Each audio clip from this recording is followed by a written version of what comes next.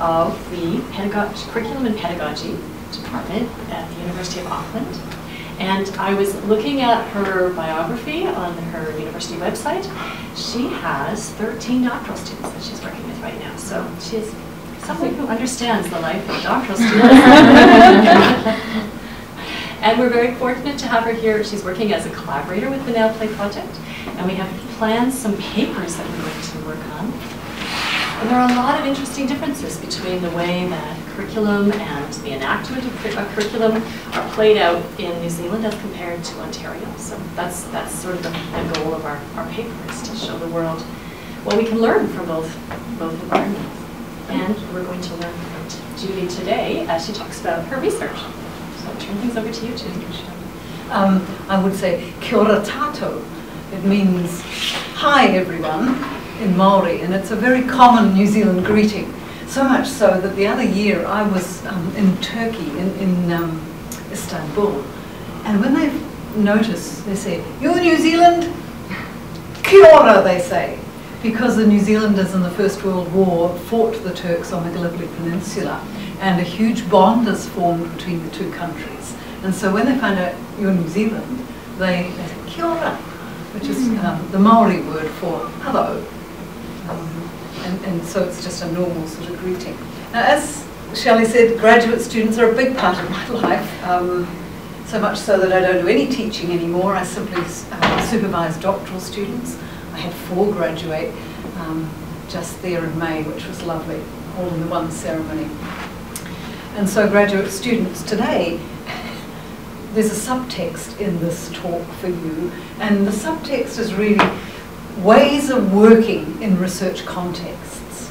Okay, so I'll be talking about the ways in which I work in research contexts, but I've contextualized it within a project and looking at writing. So, in New Zealand, we have been very proud of our literacy pedagogy and our literacy knowledge, but our students, while they do quite well internationally in reading, like the Pearls sort of international tests, they have huge disparity. There's a very large tail of underachievement, and so we're very concerned about that because particular groups, Indigenous and Pasifika, are represented in that underachievement. And writing is the underachiever in terms of the subject areas. As I say there, students can finish school and they're 2 curriculum years behind in their achievement in writing compared to their reading or their mathematics. And fewer primary students meet the national standards in writing than in reading or mathematics. So we are getting better, but it is still the underachiever. And I mean, I know that it's the same in the United States, it's the same in the United Kingdom, and I presume it's the same in Canada and Ontario and your province here. Your data show the same sorts of things. So writing is an international concern, not just a concern for us in New Zealand, and it's understandably a really costly concern when students go into the workforce and have to be retrained in terms of the writing, because 90% of white-collar work involves writing and 80% of even blue-collar jobs involve some form of writing. So it's really important that we address this issue of underachievement. So, in New Zealand, the response to literacy underachievement of certain groups and underachievement in writing has been to focus on quality practice. Now, I'm not sure whether if we asked your teachers in schools whether they think they are the single most important impact on student achievement, they would say yes. Because in one of our projects we tested this out.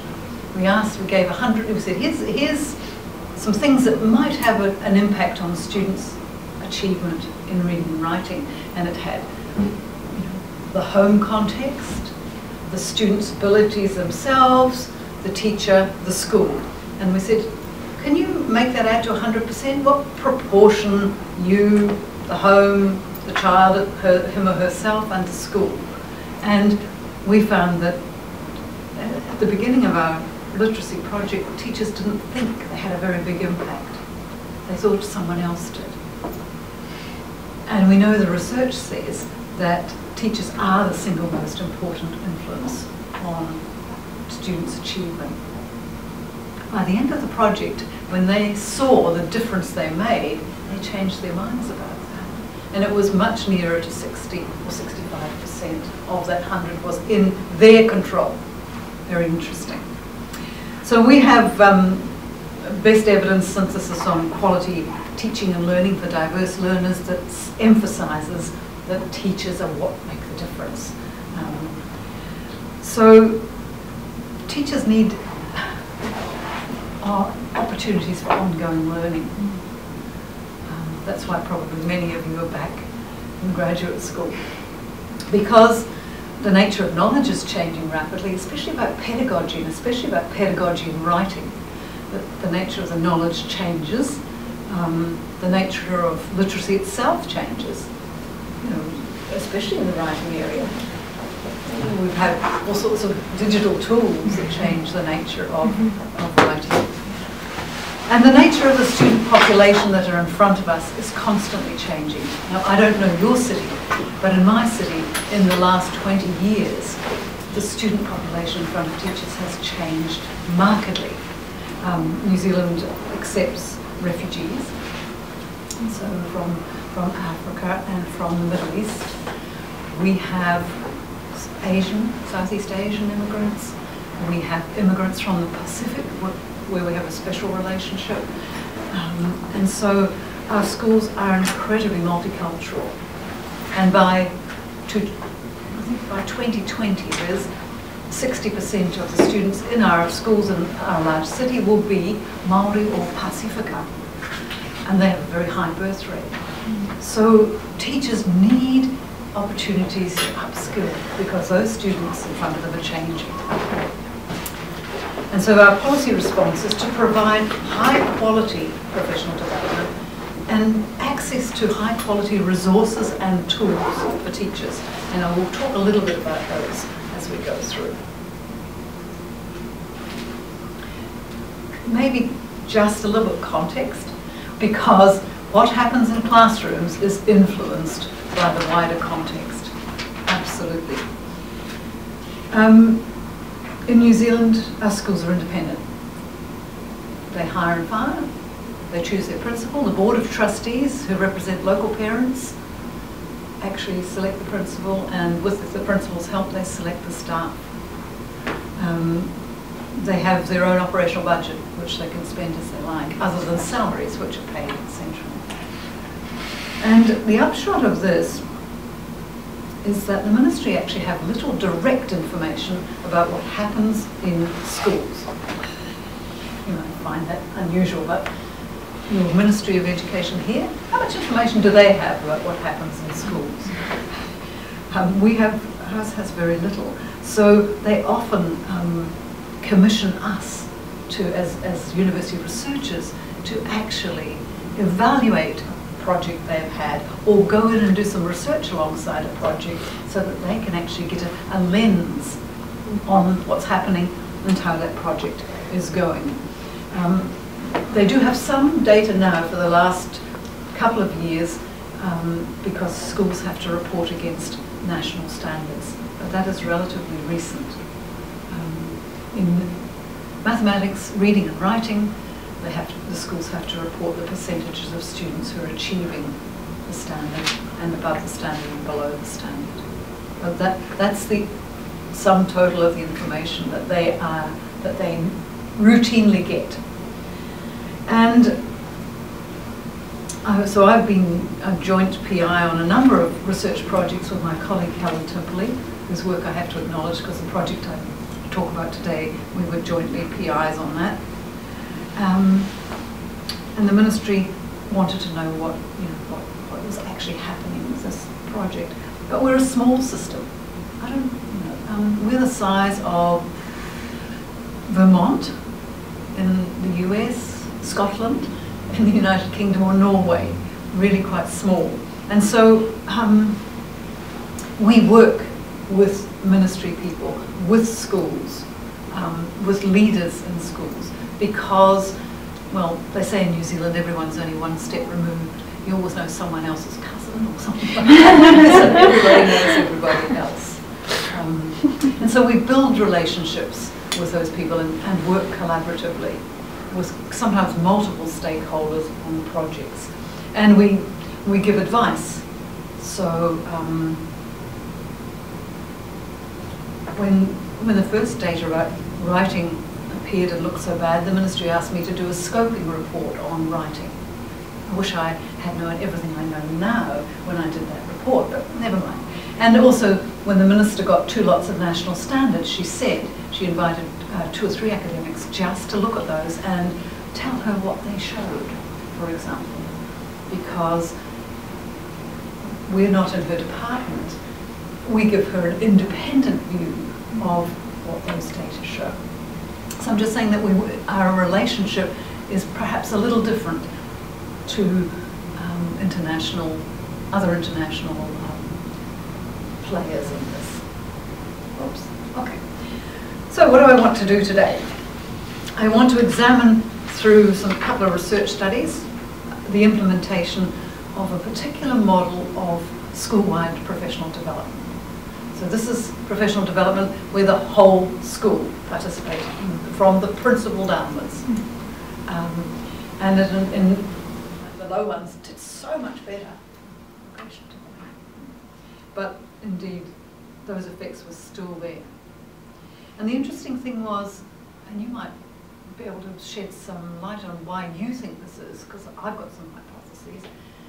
In the first year in writing, achievement went up like that, and then it leveled off a little. And so the curve wasn't as steep in the second year. For reading, wasn't very steep in the first year and got a bit better in the second year.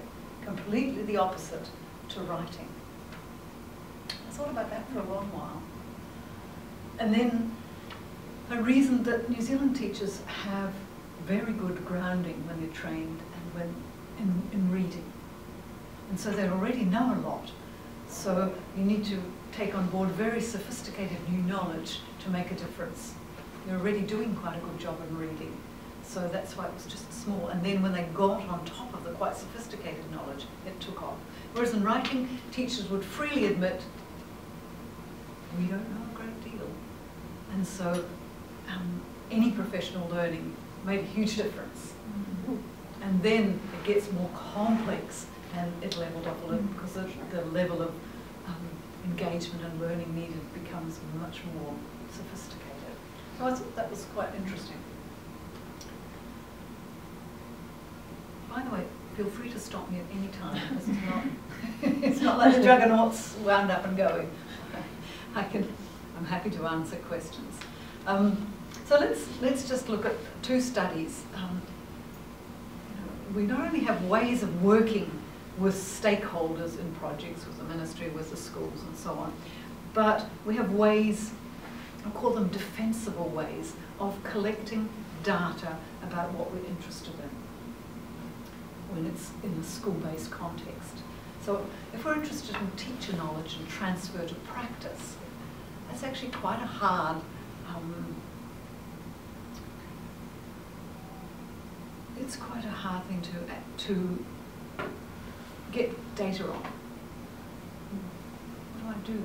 Do I ask you, how much do you know about this? Some self-report, possibly. We do ask teachers how confident they are to do various things in teaching and writing. But we had to come up with some way of tapping into their knowledge, and the way they would transfer that knowledge to practice. So we designed especially some scenarios, and I will talk about those in a minute. And so, as I said, the project was focused on evidence-informed inquiry. So the teachers worked with data about their students, first of all. they worked with writing data.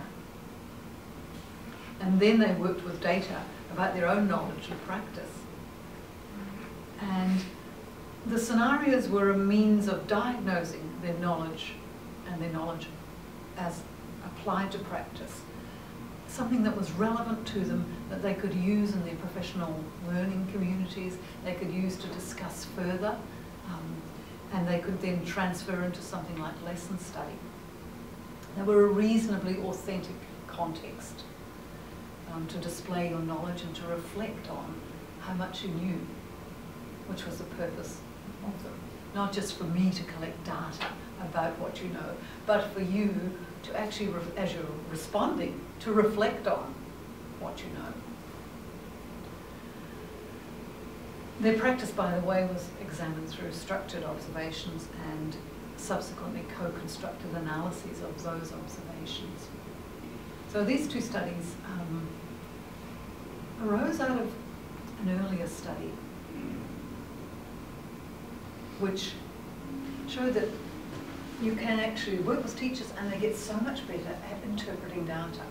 So if you give them writing data from the Astle test, they get so much better at saying what it means, the printout that they get. What does that mean? They're quite good at actually making sense of it for individuals and for groups. But I collected data around that, and their ability to do that didn't relate to the progress their children made in writing. So I decided that that might be important, but it wasn't enough to actually make a difference to achievement.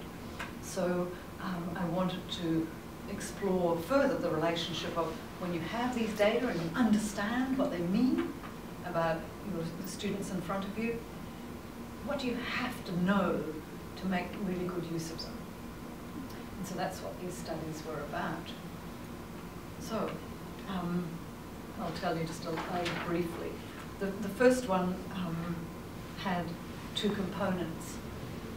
So in there, when they did this usually in a staff meeting, they did it individually, but they responded to a set of diagnostic writing data. It's a class set. I think we made it only to include 20 students, so it wasn't overwhelming. And there was individual data, and there was profiles of individuals, and also a class profile, which is what our assessment test will generate. And they were asked to actually interpret it.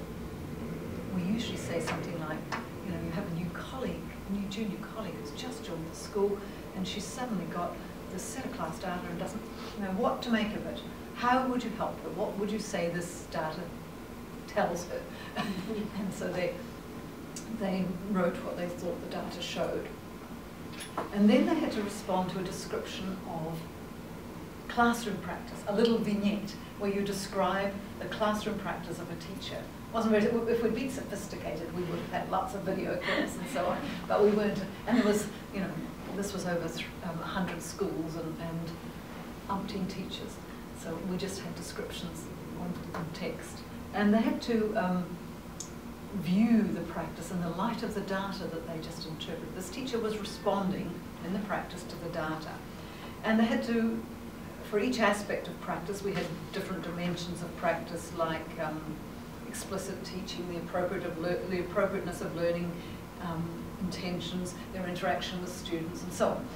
And they had to look at the practice and rate the teacher on each one of these dimensions. Now, teachers don't like rating one another.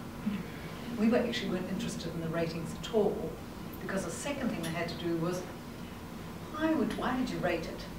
1, 2, 3, 4, 5. Not what you rate it, why? Because teachers always give high ratings to other teachers' practice. So they could give it a 5 and then say some things that were actually lacking in it, problematic. So we were really interested in the reasons. And then we were interested in what you would have done, or what would be the one effective thing you could do to improve that lesson. Okay? So this is what the scenario involved. Method. All good researchers. But it's got a really interesting message for those of you when you come to collect data for your thesis.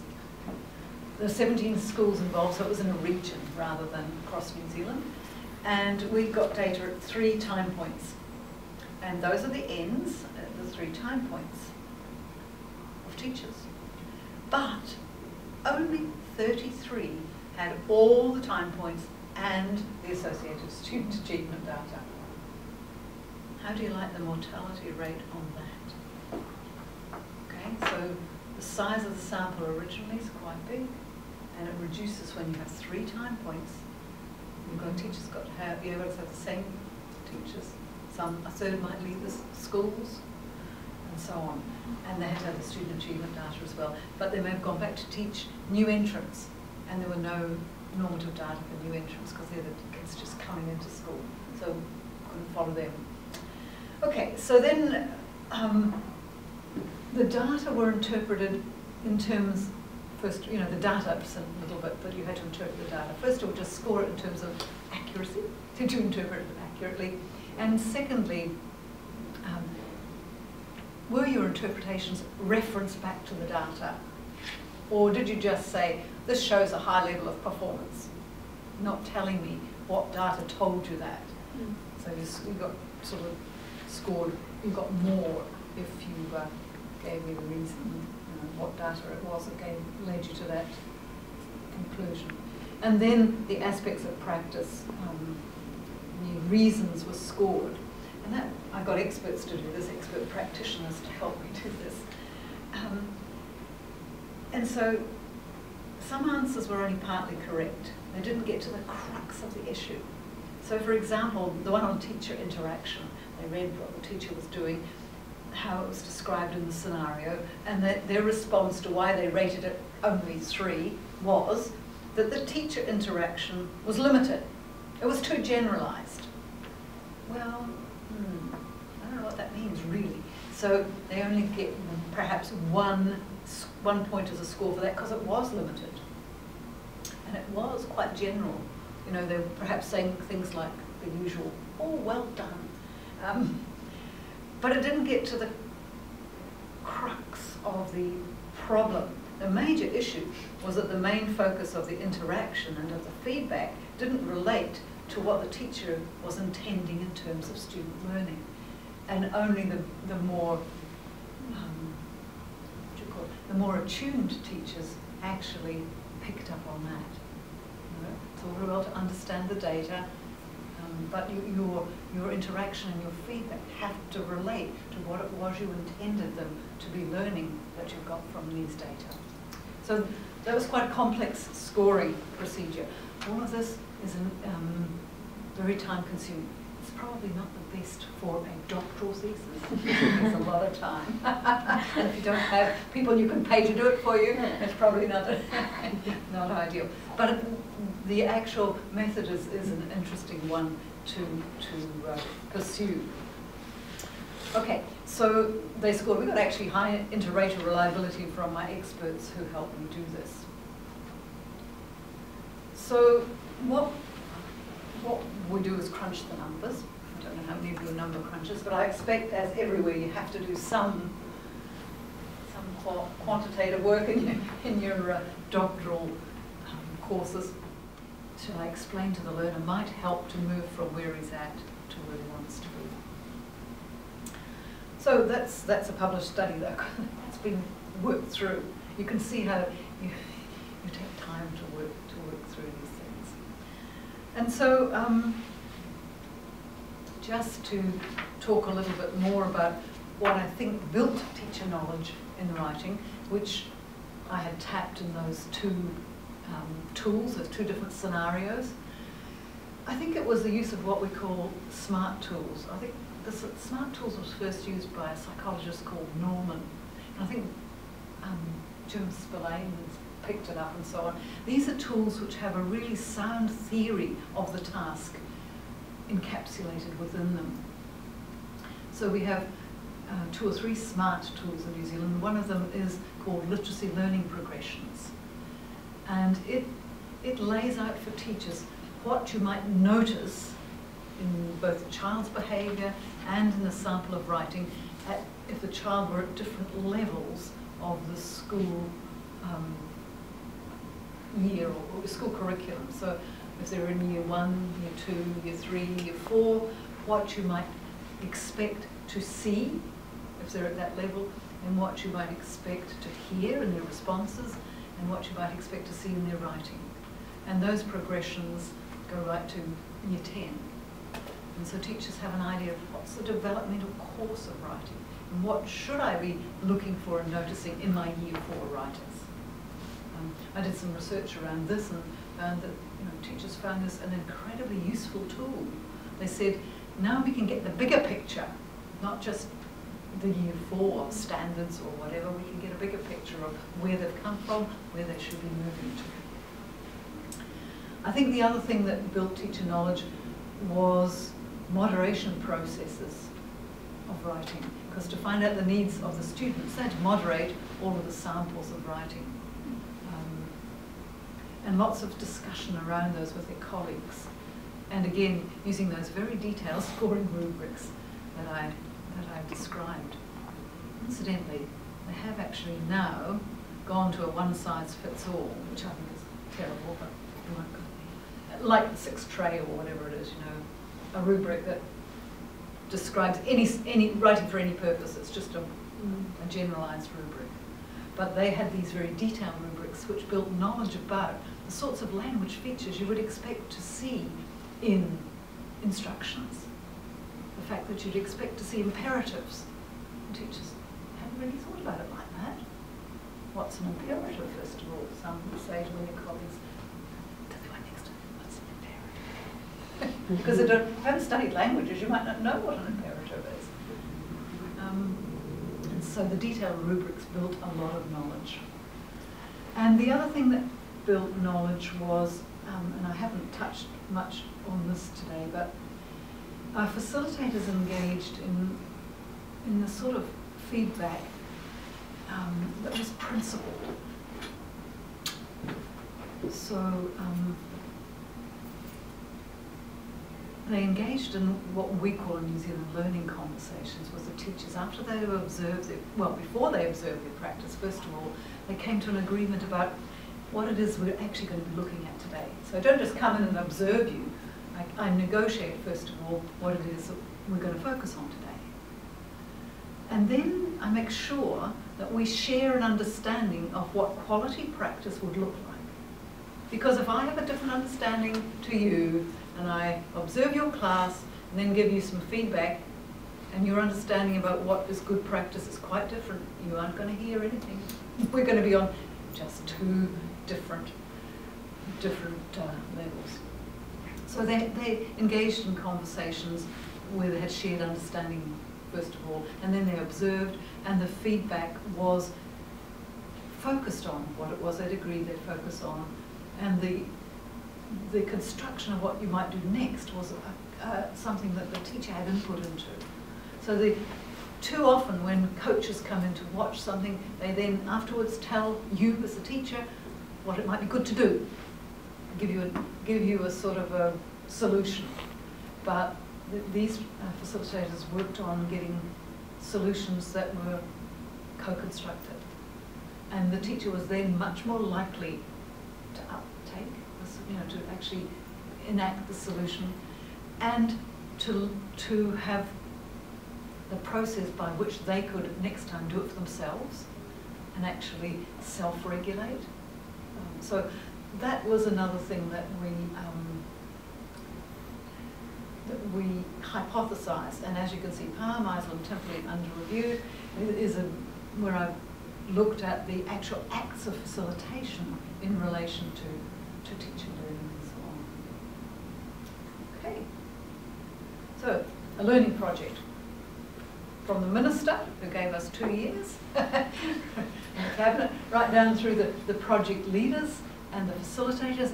Oh, incidentally, the facilitator learning, they taped their conversations with teachers and with leaders, because after a principal had conducted a staff meeting, they would give the principal feedback about that. And they taped their practice and they brought it to learning meetings with us, and we helped them analyse it and so on. And so they were actually looking at their own practice to improve all the time too. So it's a cycle of ongoing monitoring, feedback, adjustment for everybody on the project and so on. So we think those are probably the explanations for the success. Okay, that's enough from me. Would you like to ask any questions or make any comments?